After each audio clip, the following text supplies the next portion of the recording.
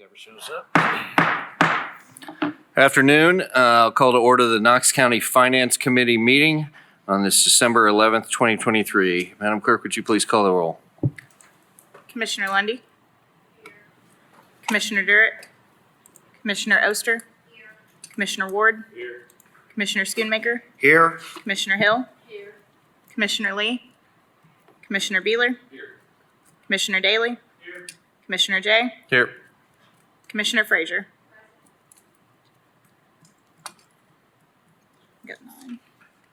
Thank you very much. We have a quorum. I'll entertain a motion for approval of the minutes from August 21st and September 1st. Is there a second? Second. Motion by Ward, second by Frazier. All those in favor, please say aye. Aye. Any opposed, please say nay. Ayes have it. I don't have anybody signed up for public forum, but if there is somebody that is interested. Excuse me, do we have to do them separately? No. Seeing none, we'll move on to item number 5. Summary report on Knox County Schools from our finance team with the school system represented today by Mr. Chris Simons. Welcome, Mr. Simons. And you have 2 documents on the digital agenda for your review. And you have to hit that little red button, or that button right there, that, oh.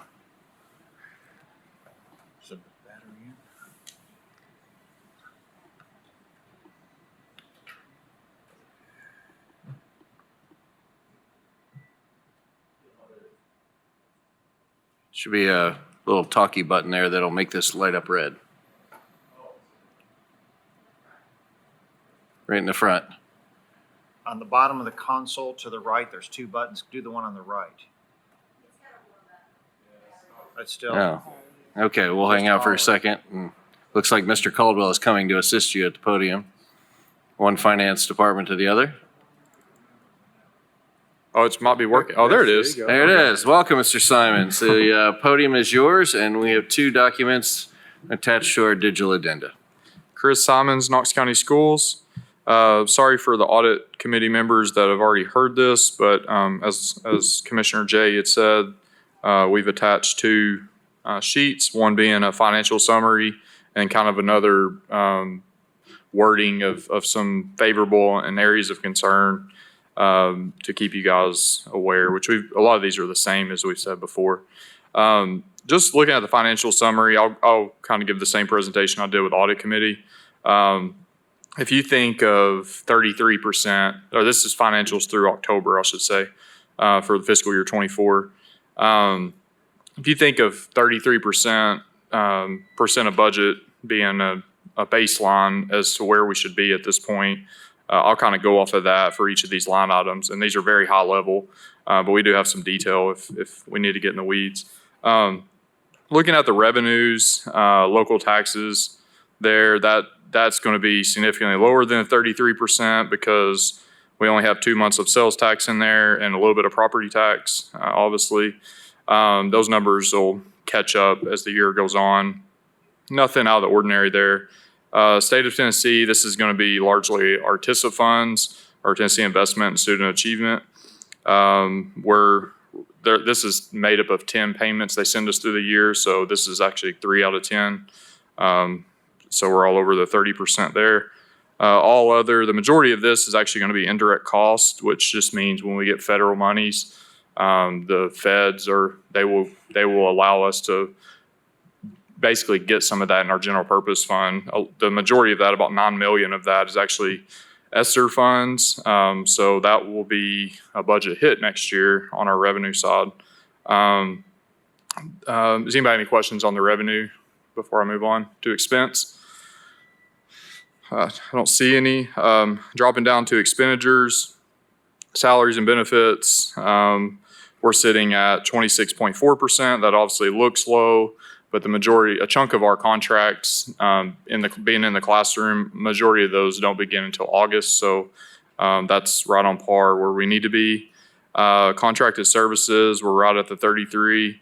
Supplies and materials, we're obviously a little higher there, and that's because of school starting, and we're going to spend more when the school year starts. Debt on construction, capital outlay, That one's very low. That's just a timing issue. We actually have already transferred, the majority of that is transferred to the county for our debt service for the schools. We actually made that transfer in December, so if I gave this report for December, we would basically all that budget would be utilized, the majority of it. Dropping down to all other, this is largely our, this has some charter school pass-through, which is basically our TISA funds that we get, and we have to pass some of that through to the charter school. We actually have some savings there, so if you took those savings out, those realized savings, we would be all over where we need to be at this point on expenditures. Let's see. Does anybody have any questions for that? That's just fiscal year 24. Dropping down, if you look at the comparative, this kind of shows where we were last year compared to this year. This is even a higher level, total revenues versus total expenditures. Both of them you can see are right on par. Now the expenditures, obviously the big difference there, we're showing 26% spent through October. Last year we were at 29.5. That's 100% related to when we did that transfer to county. Last year we did it beginning of July. This year we only did it in December. So that if we put that transfer in, we'd be about 31% spent at this point. Does anybody have any questions on the comparability? Dropping over to the other sheet that we sent, this just is kind of some wording of favorables, variances, and favorable positions as a school district and areas of concern. Our big favorable one, I would say, is going to be our fund balance. As it says, we're sitting at about approximately 14% of our operating budget for fiscal year 24. And GFOA recommends anything over 10 is good. And that's where they expect you to be. State requirement obviously is a 3%. And they can actually withhold funding if you're not above that 3% of operating budget. I'll say operations, the sales tax is somewhat positive, but I'm a little hesitant to say that's a very favorable. I mean, it's positive, compared to budget, but a lot of that is being conservative with how we budgeted this last year, working with Chris Caldwell and his team and our budget team. We're still positive, through 3 data points, but the growth is significantly flattening. I mean, it was about, let's see, I have it right here. At this point, so through November, which would be September collections, this year we're only about 1.3 million through 3 months over where we were last year. To put it in perspective, in 23 through November or September collections, we were about 5 million over fiscal year 22. So yeah. Just backing up just a second, Mr. Simons, on the fund balance, where all previous years been, roughly percentage-wise? Do you know off the top of your head? I don't off the top, but I know back. Has it been sub 10?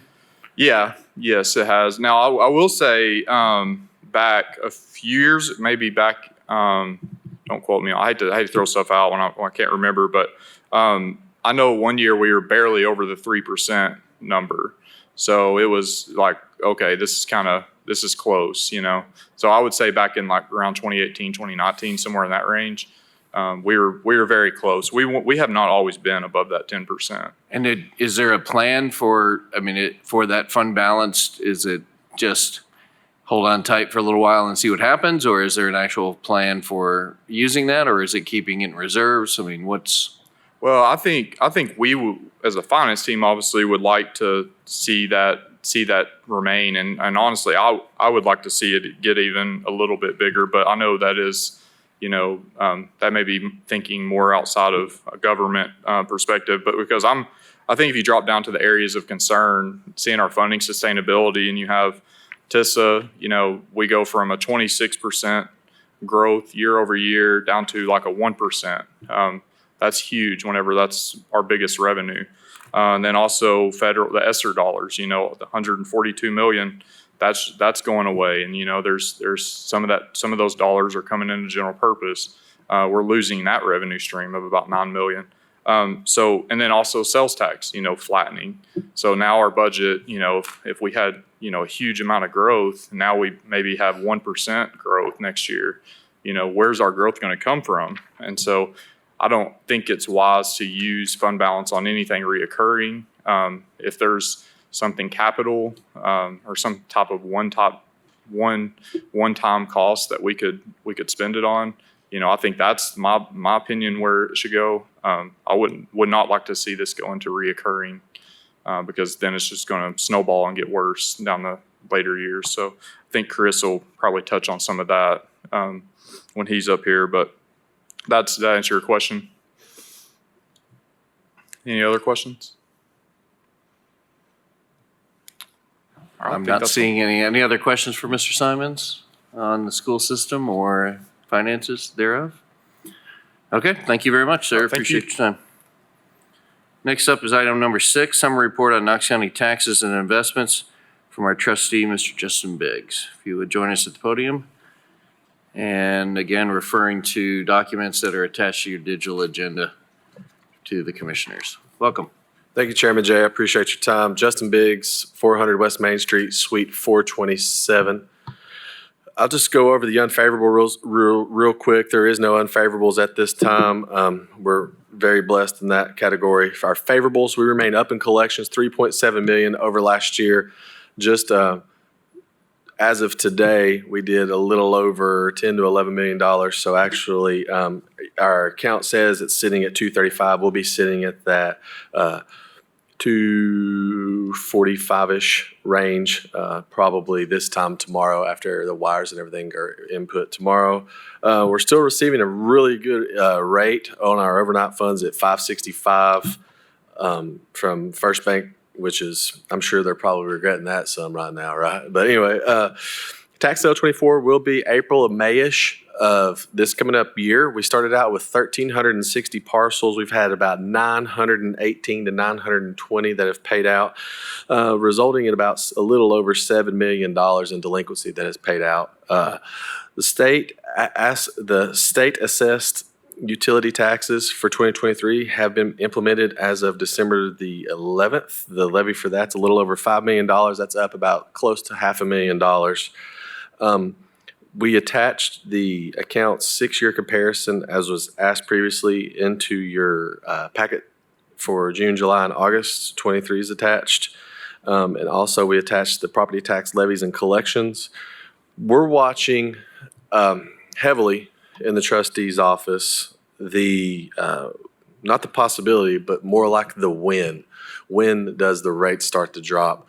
We've got a couple things that has happened over the last week and a half that's in our favor, with the unemployment rate being at 3.7 and then coming at the Fed rate as well, staying where it's at 550.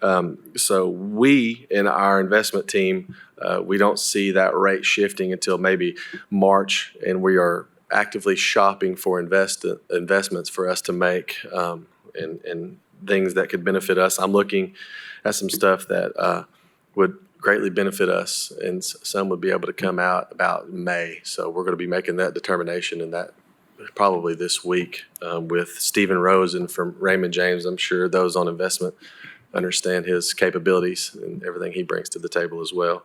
So that's kind of work, nothing crazy or anything like that for you. Commissioner Schoonmaker? Thank you, Mr. Chair. For the investments that you're going to make early to late spring, are those primarily 100% bonds? Well, we're looking at different categories, and the main reason is because I'm trying to take into the effect right now that we are so far ahead in money that I don't want to, we don't have a BEP payment in May and July, so I'm looking at what's our possible revenues coming up. So Stephen's helping Director Caldwell and I kind of deep dive into that situation, but I'm looking at some stuff that would actually be maturing in May, so whenever we do go into our budget season in June, we have a better idea of kind of where we're at. I know it's smaller, but it's going to be a pretty significant payout for us. Okay. I hope that answers your question.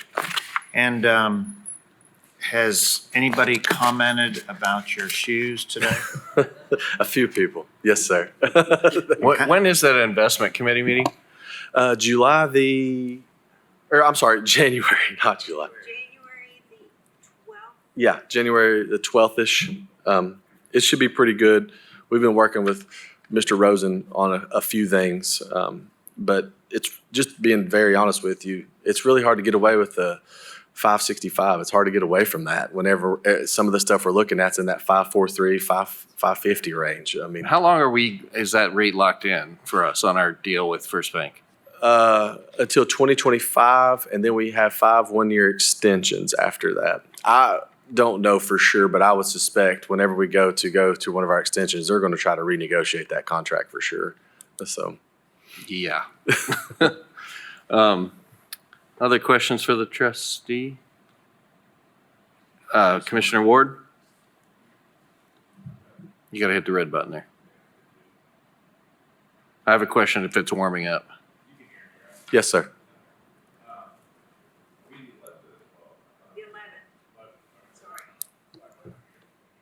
Thank you. The finance committee, or the investment committee would be the 11th, okay, of January. 11th at 11, is that, no? 2:30, the 11th. In the It'll be commission conference investment room on the committee. 6th floor. And that'll be publicly noticed. I had one other question. In your employment with the trustee's office prior to being the trustee, you worked in collections. Yes, sir. Obviously, the collections now have skyrocketed tremendously since becoming the trustee, and that includes the tax sale, the amount of stuff that's in the property tax sale. Is there something else that's happening other than just more attention put on those two things, or are there market things, or is it just? So that's a great question. One of the things that we were dealing with whenever I was just the director and kind of handcuffed a little bit at what I could do for delinquent collections, we had a cap at where we were going to go. And so whenever we went into looking into tax sales, I expanded it. We actually started the largest tax sale in Knox County history with over 1,300 properties. The properties we were looking at, we kind of went into an area where people were blighted. Like if you and I were neighbors and there was a easement or a culvert or something between our homes that we would actually want to invest in and kind of go into. So we started looking into that direction, and then we quickly realized that a lot of some of the commercial properties and the residential properties, people just didn't realize that they were in such bad shape. So whenever we go, if I was to go see Commissioner Oster and say, listen, you're drawing 1.5% penalty and interest, 18% a month, and then we hit you on March the 1st with an additional 20%, you're at 38%, and we start explaining it to you, they stopped just making the bare minimum payment, and they actually started paying once they realized they were losing so much money. There was a lot of people that were just, nickel and dime in the Knox County Trustee's office, and once we put into more of a financial status and said, hey, here's really where you're at. You're never going to pay this off. We're going to have to end up selling it. They came whole and they started paying the properties out. So it was just basically making these people recognize, like, you're draining your own self by making the bare minimum whenever you could be doing so much more and actually saving money in the long run. That's kind of where it's at. We had success. Other questions from any commissioners? Okay, thank you very much. Thank you. Appreciate the report. Item number 7, summary report of Knox County finances from our finance director, Mr. Caldwell. And I think you have both the digital and printed copy as a reference point. Mr. Caldwell, welcome. Thank you. Good afternoon. We'll start with what I would call the one pager, which is the financial summary FY23 and a little bit of FY24. We put up a few things on there just to give you an idea. And so we'll start there and just look kind of back a little bit at FY23, and then from there we'll get into the financials of 23, which are draft financials. You can see that revenue for our operating funds is about $989 million, which is about $56 million more than they were in FY22. Expenditures are about $959. which is about 73 million more than they were in '22. So just looking FY '23 revenue over expenses, about $30 million to the good. But you compare that to FY '22, and we're about 17 million less than we were revenue over expenses in '22. And so really good year, once again, from an operating standpoint, just looking at revenue and expenses. And let's look a little ahead and look at local option sales tax for FY '24. And this will be July through September collections. That's what we have received thus far. And what you will see there is the FY '24 budget compared to the composite projection that we think we will have through the end of June for FY '24. And you will see what we're seeing is a flattening of sales tax revenue growth. Every month I will send out an email that goes over local option sales tax growth month over month. You may just throw those away. If you do, I understand. If not, you can read them before you go to bed. But the last month that we got, which was September collections, right, it was basically flat. On top of that, Perry got last week a correction where 3 businesses had been coded to Knox County that were actually the town of Farragut. So that'll take an additional 500,000 out of our number, right? Now, of that, so 500,000 will go away, but Farragut will then pay 250 back to schools. It's a net decrease to schools because it goes from 72% down to 50%. But as an example, the numbers that we have been seeing probably weren't even quite as good as we were showing. So I think you're going to continue to see a flattening of sales tax. And so as of today, if we look at our composite projection, we're showing about $6 million ahead of budget. And so we'll see how that plays out. And then you go down the line and you'll see percentage of property tax collection, of current property tax collected, which is about 18.84%. You saw the email I sent out this a week or so ago that showed that the current property tax collections through November was relatively flat, but delinquents were way up. We'll see what happens in December. I think it will catch up, but the time will tell.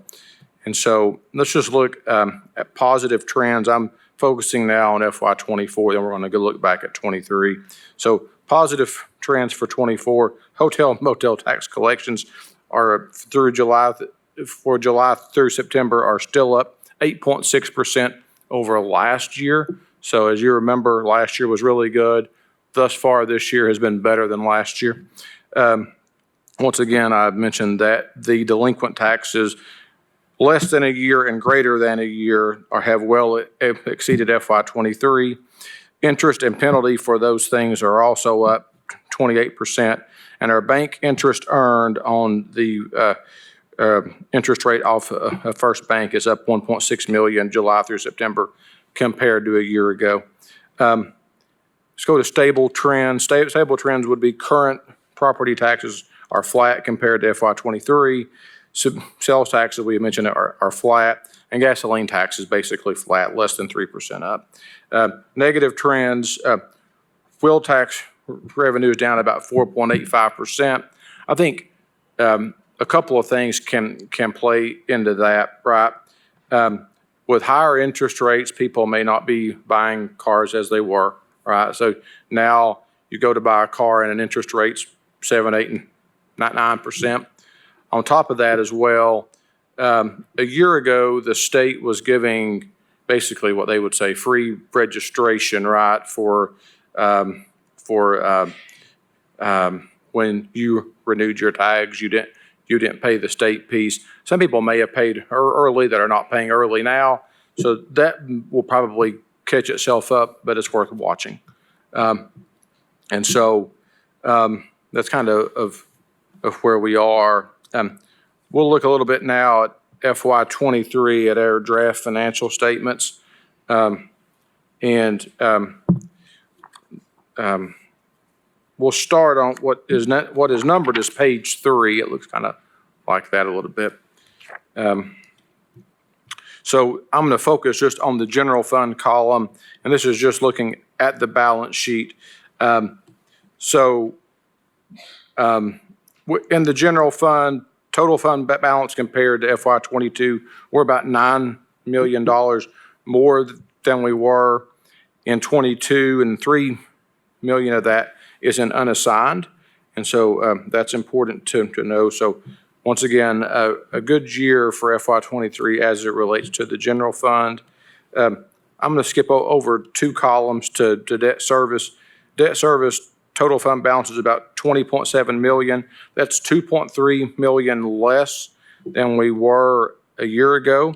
So you say, Chris, how is general fund good? How is debt service bad? Does anybody want to take a guess? Was that when we refinanced some of the synthetics and other Done away with the swaps, right? And swaps? the synthetic fixed rate debt, so that cost us about $8.9 million, I believe. Else, this would be a positive, right? So this would be a positive. But getting out of those swaps, we know from a financial standpoint was the right thing to do, and will pay for itself over time. One thing that I would point back up, under assets, under receivables, you will see something called local taxes. So every year in this, we have to put what the tax roll is as a receivable coming up for the current year. That total over there on the end, the $209 million, is $11 million more than it was a year ago. So that just shows you tax roll growth year over year. Mr. Next. Caldwell, Yep. are the prepaid items, would that be like an insurance or something where you have a liability policy or? Could be prepaid items, period. The general fund, let's see.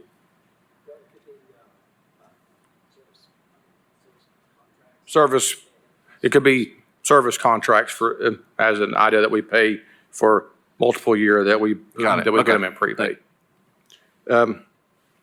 Going to the next page, page 5, it basically is just looking at the income statement for the most part. And so let's talk a little bit about just the first column, which is general fund.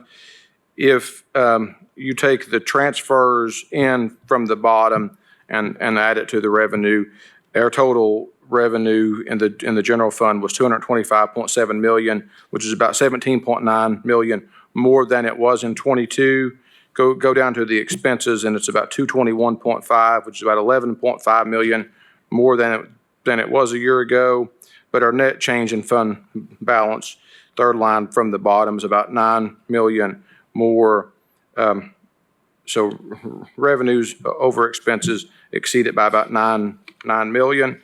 And so our fund balance grew from 101.2 to 110.2, basically. And also in that third column there, which is debt service, you can see the negative over there. It won't really show the payment for swaps on here, but that's what caused that.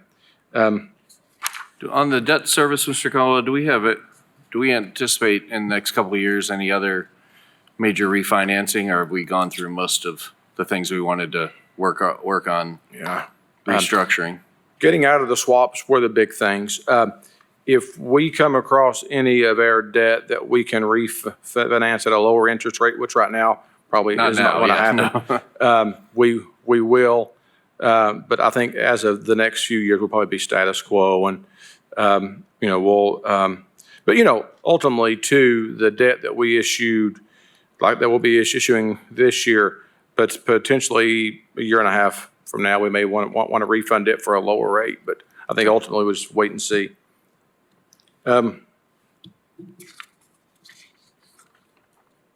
Going on, I'm going to skip a couple of pages and go to what says page 169 on on your page. And it's a combining balance sheet of the non-major funds. It's basically it's the balance sheet, which gives you what we call our special revenue funds. So constitutional officers, which is the fee offices, governmental law library, public library, solid waste, hotel, motel, drug control, and engineering and public works. And so this just gives us an idea. This page and the next page, we'll focus on this page, the fund balance.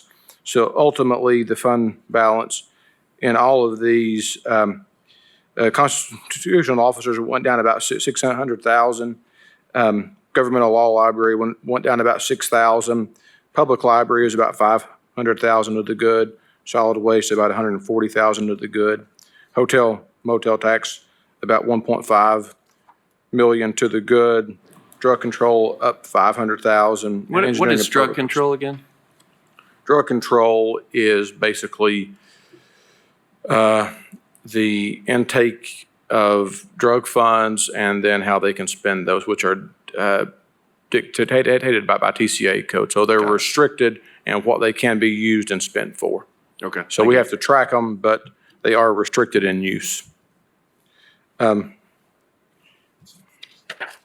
so ultimately, for us, you know, you think about these funds. And so a lot of these funds, quite frankly, would be negative if not for transfers from the general fund.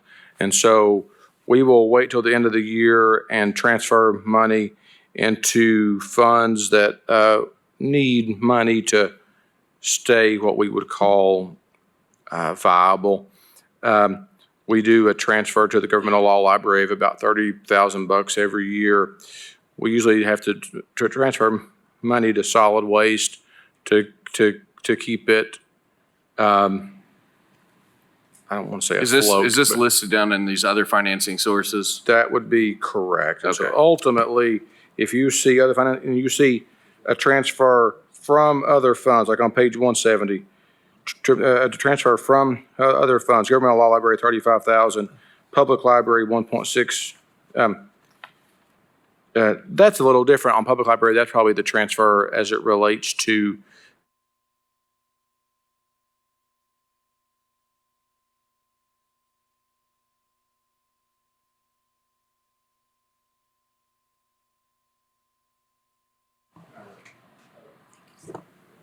self-explanatory. So as a whole, though, these funds did really good for the year. We will go on to page 250. And this is basically looking at the balance sheet for general purpose school fund. And so that's the only one I'm going to focus on this. You will see that total fund balance for the year was 113.8 million, up 21.4 million than the year before. Unassigned fund balance is 91.3 million, up 16.6 from a year ago. And so I don't know from a percentage standpoint what that is, but it's what'd you say? About 14%, which is in a really good spot because it was low, and Chris and I used to have to work to make sure it stayed above the state level of 3%. And so it's good that they have a healthy reserve. And you can kind of see on the next page, 252, that revenues of 616.8 million is about 30.4 million more than the year before. The expenses with the transfers is about 596.1 million, which is about 38 million more than a year ago. But the net change in fund balance, as we talked about, was 21.4 million, and for an ending fund balance of 113.8. Just to give you an idea of the change, the last two fiscal years, their fund balance has increased by 55.2 million. So really healthy growth as it relates to those reserves. And somebody could look at that number and want to think it's too high, but you got to understand too how with a budget of over 600 million, what things start to cost, right? And so we'll touch on that in a minute as we get into the budget projections for 25, and how things can impact things. And that'll give you an idea of why that number may seem really big. When you think about it in the grand scope, it's not that big. Questions on financials before we talk about FY 25 budget? Commissioner Schoonmaker? Thank you, Mr. Chair. Chris, the thought just occurred to me. When a debt service payment goes into the debt service fund, is that an account that receives interest?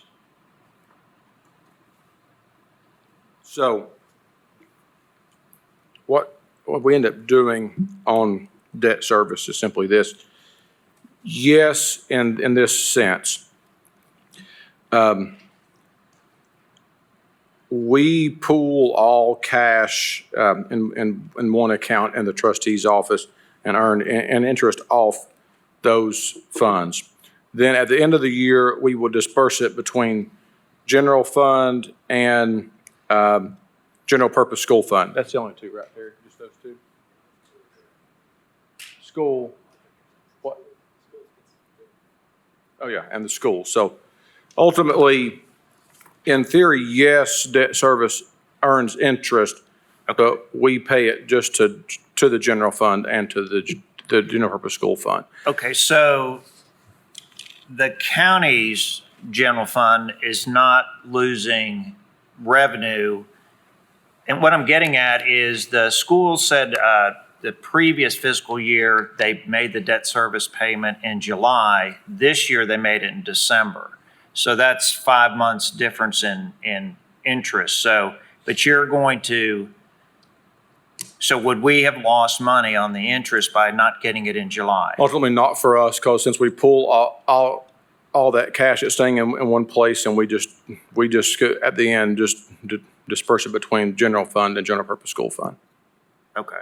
Yeah. Okay. But I'm assuming you'd already thought of that. Yeah, I mean, things that you look at, right? And so I think Chris would tell you as well as our office, I know we're creatures of habit, but it's important for us to make payments kind of consistently, just for the purpose of going over reports, right?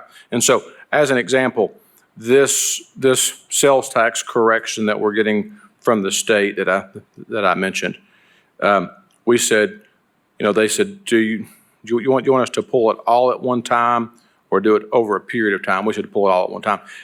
But no matter what you choose there, your comparisons from year to year is wrong, right? Because you've been credited for payments that you had that you don't, that now they're taking it away. And so when I send out, they'll make that correction in January. So when I send that out, it's going to look bad to a point, because we said let's take it all at one time. Okay. Yeah. Thank you. Yep. Any other questions over financials? Any other commissioners have a question? Okay. Let's look ahead a little bit to the 2025 budget cycle. You have a page in front of you, but before we get into that page, let's talk a little bit about what we anticipate the state doing and what we are hearing from the state. I've shared with you an email or two from our governmental consultants about state, their budget hearings and about how those are going.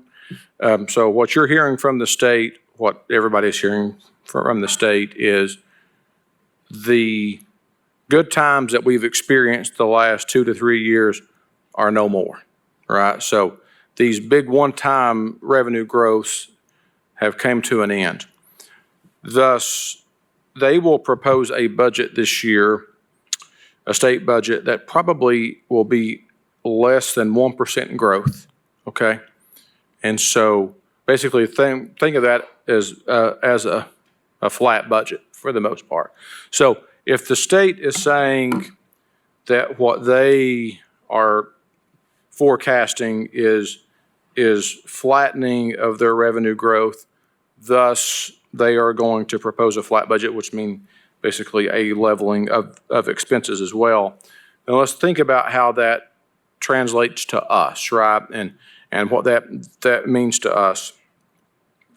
So, I think it's important to know that revenue let's look at first the projections by revenue source.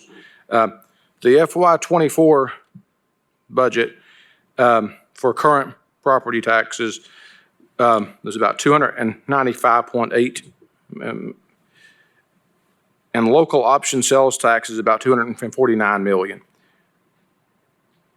TISA, which replaced BEP, is about 311.9, leaving what I just put into an aggregate line of various revenue of about 193.4. That gets us to our total revenue budget of $1,050,000 for FY24, which we're currently in. Okay. Based on how we ended FY23, how do we think we will project to end FY24? I think as of right now that our current property taxes will be about 296.8. I think local option sales tax will be about 254.6. TISA is what we had projected, and a little bit higher on the various revenue sources, 197.5. So I think our projections for FY24 is we will exceed budget by about 10 million than more than what we budgeted. So I think, now keep in mind, go back and think about that. In 22, we exceeded it by 47 million. In 23, we exceeded it by 30. So we think this year we'll exceed it by 10. Okay, that's better than the alternative, right? So it's still exceeded, and that's okay. So we could maybe look at doing some one-time expenses as we think we can look at. So then let's think about how we project for budget FY25. If we get about a 1.5% growth, which we currently always average on current property taxes, then that's about 301.3 million. So our budgetary impact, budget to budget, is about 5.5 million more than the budget of 24. Local option sales tax, if we project a 1% budget increase, which is basically the state saying they may do a 1% budget increase for them, that's would put us at about 257.2, which is about 8.2 million ahead of 24, okay? The reason that number, you probably said, Chris, 1% on 248 is not 8.2. It's based off what I did it off their projection. So here comes the kicker. TISA. The state is basically gave us a huge increase in TISA that first year. How much? 26% increase in TISA in year one. Increase in TISA this year? Maybe 1. Maybe 1%, could be half. Okay? So $3 million. Okay? Various revenue sources. Chris, why did you budget that at 190? Why did you take that down $3.5 million? Okay, one reason. Schools have been blessed with ESSER dollars. They got to take indirect cost off of ESSER dollars of how much? 7.3 million. What's going to happen? It's going away. Whoop, gone. No more indirect costs from that revenue source, which we know, right? I mean, so it's not surprising. It's you know what's there. They give you the ability to take that indirect cost. And so that's why that number goes down. There's a lot of things in there that will cause that to change. I'll give you other ideas. Talk to Register of Deeds, Nick McBride. a year ago, he paid over a ton of excess fees related, because there was all these refinances. What did he pay over this year? Not a lot, right? Because interest rates are high. So as the economy starts to flatten, you may see a lessening of fee officers turning over excess fees. So, but just assume for a second that goes down 3.5 million. So that means our total budget increase is 13.3 million, which is about 1.2%. That number could be high. I mean, if the state's saying 1%, I just think we'll have a little bit more because of property tax. Okay. Why is that number important? So let's think about this. What has the governor asked all school districts to do by 2026? Does anybody know? Raise teacher pay to $50,000, right? So we know from our school system that the plan to get ours to 50,000 was 4% in 24, another 4% in 25, and 3.5% in 26, okay? What does a 4% increase cost the school system in FY '25? $23 million, okay? Oh, there's 13 here. So now, listen, what the school system did really well with the original round of TISA is they smartly used a lot of that, I won't say a lot of that money, but enough of that money toward one-time expenses that they can turn some of that into recurring dollars for FY '25. Now, they got to determine what that number is, but I guarantee you there's other school districts that just said, I like this big number, it's all going into recurring. Thankfully, they didn't do that. So that gives them some ability to maneuver trying to meet the governor's hope of getting that rate of pay up to 50. But it just gives you an idea of what a 4% raise costs. It's not inexpensive, right?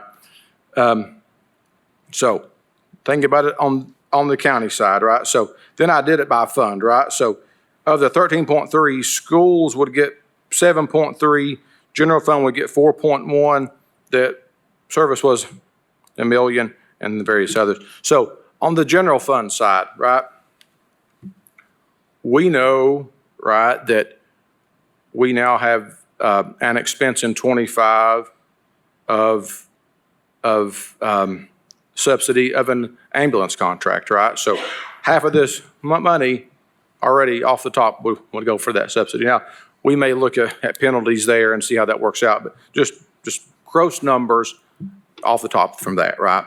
And so I think what I would say, I guess I'm being Scrooge at Christmas, but I mean, what I would say is what we've saw the last 2 years of unimaginable growth, as we look for a budget cycle in '25, that growth's not going to happen. And I think you're getting a sense of that now when you hear every state official tell you our budget's going to be 1% growth or less. I mean, it could be less than 1%. What if TISA comes in at 0.5%, not 1%, right? Then that 3.1 becomes 1.6. Is the school system, the governor's hope to get all teachers raised up to 50,000 or more, is that a mandate or is that a hope and suggestion? I mean, was that a put in plan it's going to happen? Mandated. So set the goal, mandate it, and then don't fund it.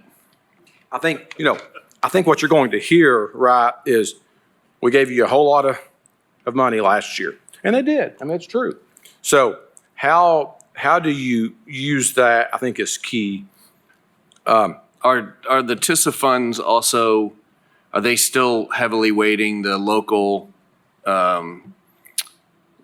potential as they, I forget what the official term was, but the ability for a local revenue? I I don't believe they are using that. I don't believe they are using that as much anymore. I think it does. Joe, do you know? Yeah, in the BEP days, it was sort of, what is your local fiscal capacity? Yeah, It was fiscal a heavily capacity. weighted, but TISA, is it the same or is it not as heavily weighted? And if you could identify yourself for the podium. Yeah, so I'm Joe Snyder, Knox County Schools. They are still using the fiscal capacity indexes. I think it was the, what's the one, UT professor? Dr. Fox. Yeah, there's a Fox, he calculates one, and the other one, I think, is Sieber. But that, they do use that, and so if you take what the TISA funding is, I think 62% of that is supposed to be from state, 38% of that from local sources. Okay, thank you. Yep. So, Mr. Caldwell, how this translates to directly some of the work that the commission's done as a legislative body. We just finished our legislative priorities and sitting down with our state leaders. Is it fair to say that I think there are 3 or 4 items that we've been working on for at least 8 years, if not more, John, then the chances of those are happening are slim to zero? So I would say this, that if it's got a fiscal impact and it's not in the governor's budget, it's going to be hard. Yeah, okay. Because if the budget is growing very small, then they're not going to do it. I would say this, what we have said is to the administration is this, knowing where they are, let's go ahead this year and in one swoop, let's take the admin fee from 1 1/8 down to 0.5. That's all we've asked for. Listen, I know the other counties and our friends at TCSA and ACM would love to see single article, right? I get that. Do you think that's going to happen? No. No, it's just not going to happen. So if you know that, let's try to get a win. Let's try to get something that may be amenable to them. So I think they're listening to us on that.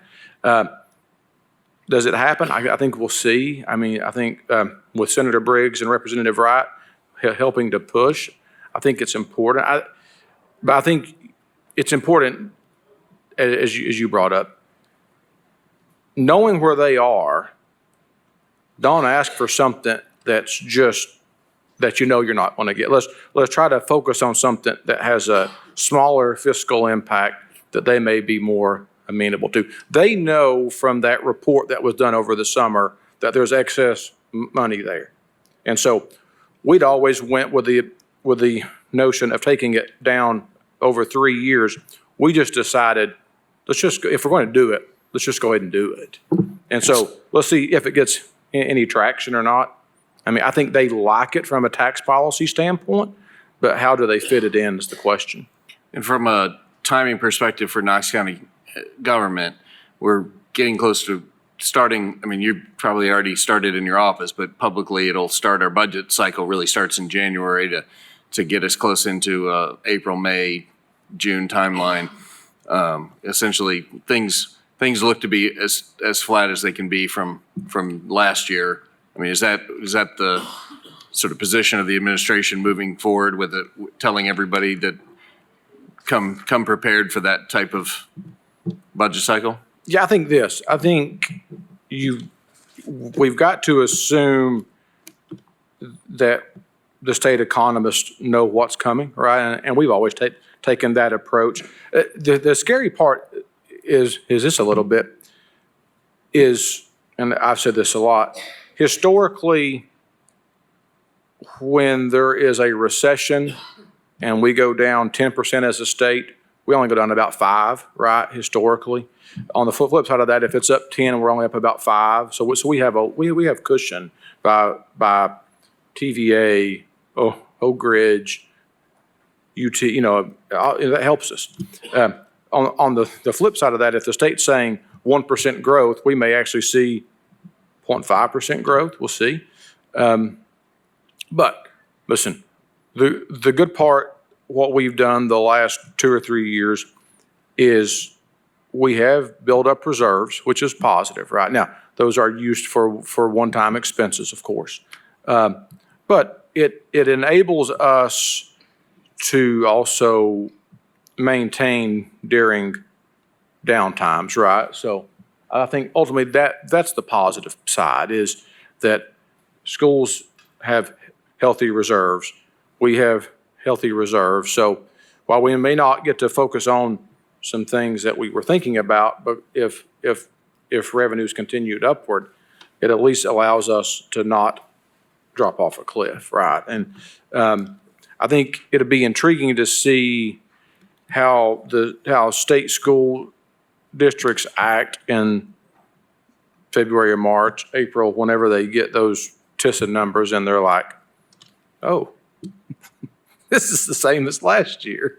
But not really, but I think ultimately it's, I think you got to just, I would rather you all know ahead of time what's coming than just to surprise you. I think when we went down to meet with the governor, the mayor and I, to make a request, and on the same day as we were making our request was when everybody that we talked to said the same thing. The commissioner of F&A, the comptroller, and the governor all said, oh, by the way, it's flat. I'm like, you all are singing off the same sheet of music. You're saying the exact same thing. You're doing good. And so it's, curious to see how the state handles that and what type of budget they propose. But I think from our standpoint, if they're projecting revenue to be stagnant, we will probably take that same approach, except for property tax. If we continue to see growth in property tax, we will propose that appropriately. I think from a sales tax standpoint, that's where you're starting to see a leveling. Commissioner Schoonmaker? Thank you, Chairman Jay. Chris, did the state not say they are fully funding TISA through budget year or fiscal year 25? Is that correct? It was just a 3-year. Yeah, they gave the us, state. Joe, they gave us 3 years of, and so we've known about this, and that's why we've been trying to keep, in the last year and a half, we've been trying to, say, hey, we're going from 26% down to 1%, and the following year, maybe 1% again. I think to add on to what Chris is saying, we are constricted by our revenue. We do have these reserves, and there are some significant, we have some budgetary savings in some areas as well. Like we funded one-time debt this year, about 25 to 26 million. If we would have put that over 20 years, that's essentially a budget savings that we have now. If we spend all that, we could be in big trouble the next year, so there's tactics that we have as a school district. I mean, you can only get the money from revenue increasing, budgetary savings or cutting programs, or using your reserves, which obviously we don't want to do on reoccurring things. So that's kind of where we're at. But yeah, TISA, we had 3 years? 3 years? 3 years of data on that. Right, but they haven't said they're going to extend that funding. At this point, the state hasn't said that. It's just.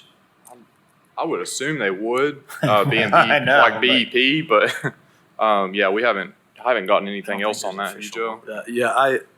The language I think they used when they changed from BEP to TISA was they were guaranteeing that those were recurring funds.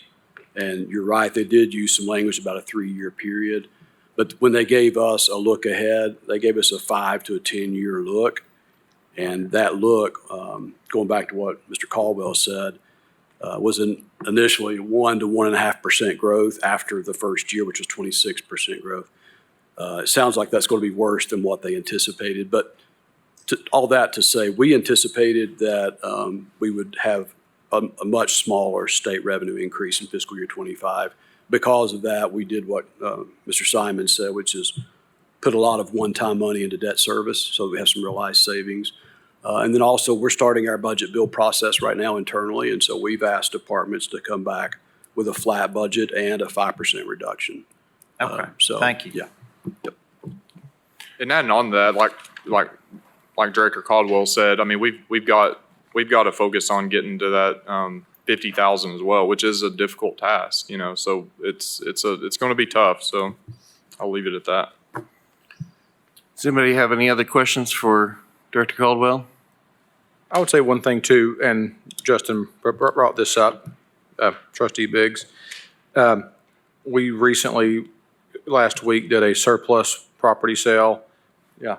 And it generated like $1 million. So those are things that can help increase our property tax rolls. And we know that the trustee's office does a really good job of collecting 96.5 or 97% in year one. So all those things that are coming back online through delinquent taxes can help with that revenue growth. It is shared, of course, between the general fund, debt service fund, and general purpose school fund. And so it can benefit everyone. And I think one thing that, just so you all know, and it'll make it look a little strange, but you remember last year we moved some pennies around from general purpose schools to debt service. I think we want to do that again this year. Because ultimately our goal would be not to do a transfer from general purpose school fund into debt service, because the auditors would like to clear that up. It just takes away the transfer. It gets confusing, but it's the right thing to do from an accounting standpoint. Thank you, Mr. Caldwell. If there are any, you don't have to tell me right now, but if there are any agenda items that anybody would like to do a deep dive into for future Finance Committee meetings, please let me know. Director Caldwell and I will start working on the agenda for next calendar year. And is there any other new business to come before the Finance Committee? If there are no objections, motion to adjourn, and we are adjourned. Have a good day. Thank you.